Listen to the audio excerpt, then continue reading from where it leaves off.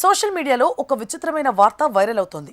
జపాన్కు చెందిన ఒక వ్యక్తి 220 కోట్ల రూపాయలు ఖర్చు చేసి ఆపరేషన్ల ద్వారా కుక్కలా మారిపోయాడు అనేది ఆ వార్త సారాంశం. నెట్టింట లక్షలాది మంది దృష్టిని ఆకర్షిస్తున్న ఈ సంఘటన వెనుక ఉన్న నిజాలేంటి? ఇది నిజంగా జరిగిందా లేక వ్యూస్ కోసం సృష్టించిన ప్రచారం మాత్రమేనా? ఈ వైరల్ కథనంలో దాగున్న అసలు సత్యాన్ని ఇప్పుడు వివరంగా తెలుసుకుందాం. ఇటీవల సోషల్ మీడియా వేదికలపై ఓ వీడియో బాగా హల్చల్ చేస్తోంది. జపాన్కు చెందిన 26 ఏళ్ల జాసో అనే యువ కోటీశ్వరుడికి కుక్కలంటే ప్రాణమని, అందుకే తన శరీరాన్ని కుక్కలా మార్చుకోవడానికి ఏకంగా 220 కోట్ల రూపాయలు ఖర్చు చేశాడని ప్రచారం జరుగుతోంది.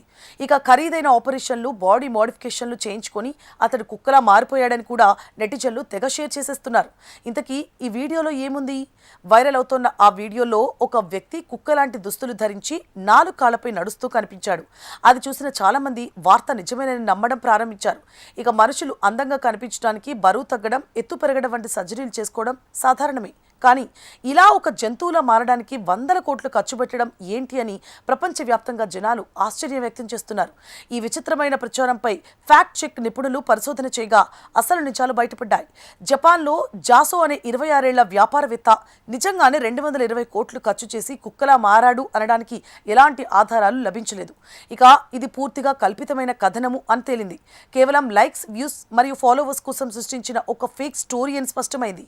అంతేకాకుండా వైరల్ క్లిప్లలో కనిపిస్తున్న ఆ విచిత్రమైన రూపాంతరం నిజానికి ఓ అరుదైన కుక్క జాతి, మనుషుల చర్మం లాంటి రూపం కలిగిన పురాతన హెయిర్లెస్ కుక్క జాతికి చెందిన వీడియోను తీసుకొని దానిని ఈ కోటీశ్వరుడి కథను జోడించి ఫేక్ ప్రచారం చేశారు.